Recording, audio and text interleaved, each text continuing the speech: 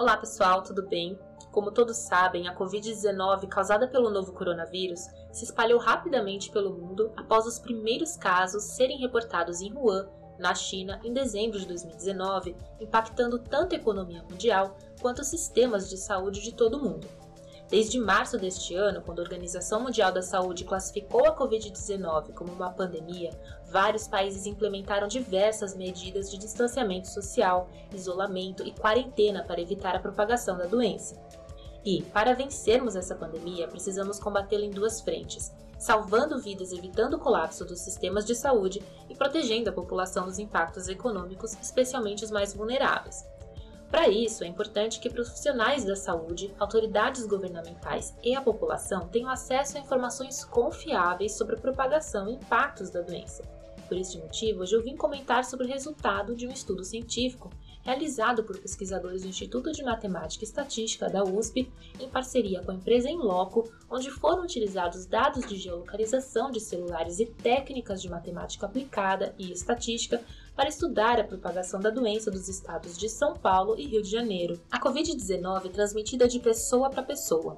Logo, ela só chega numa região quando alguém infectado viaja para lá. Por exemplo, a doença chegou na Itália através de pessoas infectadas vindas da China. Chegou no Brasil através de viajantes retornando da Europa. Dessa forma, para prever as próximas localidades que serão atingidas pela doença, precisamos entender como as pessoas se movem de uma região para outra. Quando estudamos esse movimento a nível mundial, ou seja, entre países, podemos considerar a malha aérea como uma medida de movimento, já que para a doença sair, por exemplo, da China e chegar na Europa, o indivíduo infectado deve viajar de avião. E quanto mais viagens de avião acontecem entre a China e a Europa, maiores são as chances de um infectado propagar a doença. Agora, quando a doença chega em uma metrópole como São Paulo, por exemplo, e queremos estudar como ela irá se propagar para as cidades próximas, precisamos considerar uma medida local de mobilidade entre as cidades, já que nem todas possuem aeroporto e a grande maioria das viagens são realizadas por meio terrestre. Uma das fontes mais ricas de informação sobre mobilidade são dados de geolocalização de celular. Todos temos um celular no bolso e dentro dele existem aplicativos que utilizam diversas informações, sendo uma delas a localização do aparelho. Assim, o movimento de pessoas entre cidades pode ser estimado observando a localização de aparelhos celulares ao longo do tempo. Por exemplo, se de manhã o celular registra um ponto de localização em São Paulo e à noite um em Campinas, significa que alguém se movimentou de São Paulo para Campinas. Utilizando o dado agregado dessas movimentações para um estado como São Paulo, por exemplo, conseguimos observar padrões de mobilidade que permitem identificar movimentos comuns entre cidades. Informações coletadas a partir de aparelhos celulares são sensíveis e sigilosas e só podem ser utilizadas com autorização do usuário ou de forma anônima, ou seja, excluindo informações que permitem identificar o dono do aparelho.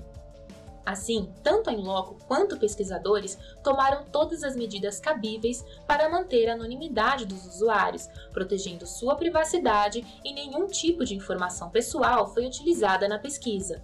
Nesse contexto, os pesquisadores da USP fizeram uma parceria com a empresa Inloco, que utiliza informações de localização de aparelhos celulares. Para cada celular são registradas a primeira e a segunda localização do aparelho quando ele é utilizado dentro de um período de 24 horas em locais diferentes, sem registrar nenhum dado adicional sobre o usuário. Por exemplo, quando uma pessoa que se locomove de São Paulo para Campinas no mesmo dia e utiliza o celular nas duas cidades, ela é contada como um registro de movimento. E quando uma pessoa se locomove dentro da cidade de São Paulo, ela é também contada como registro de movimento. Agora, uma pessoa que ficou dentro de casa o dia todo não é registrada. Esses registros permitem avaliar os impactos da propagação da Covid-19 e das medidas de isolamento. Por exemplo, o número de registros é uma medida de quantidade de movimentos, já que só pessoas que se locomovem são registradas. Assim, quando observamos uma queda no número de registros nos estados de São Paulo e Rio de Janeiro a partir do dia 15 de março, estamos, na verdade, observando que a quarentena diminuiu a mobilidade das pessoas. Outra informação importante que conseguimos obter desses registros é o padrão de movimento entre as cidades de um mesmo estado.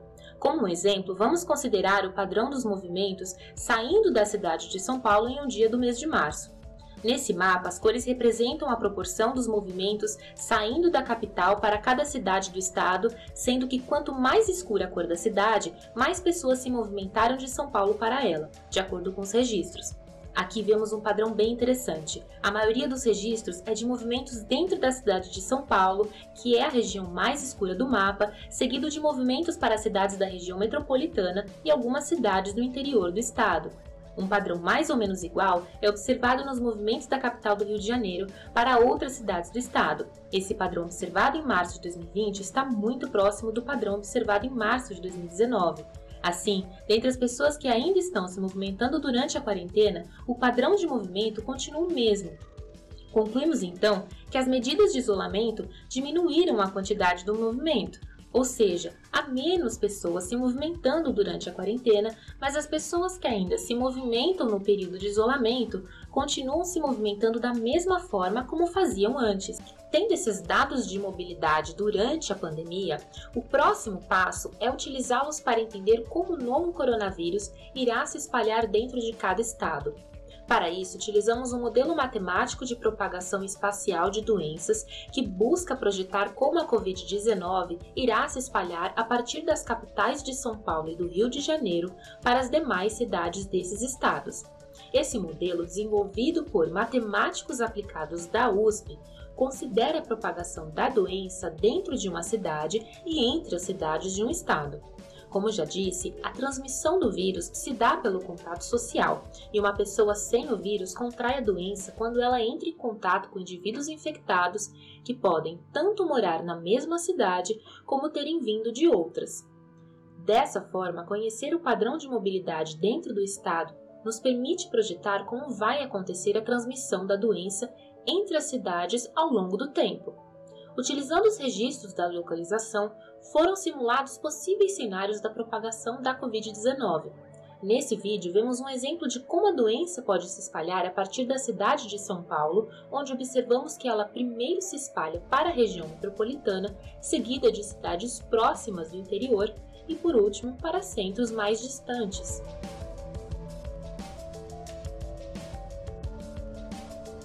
Mais importante do que o padrão de propagação, que é esperado que seja da capital para as cidades mais próximas e centros do interior, é a velocidade da propagação, isto é, quando que a doença irá chegar em cada cidade.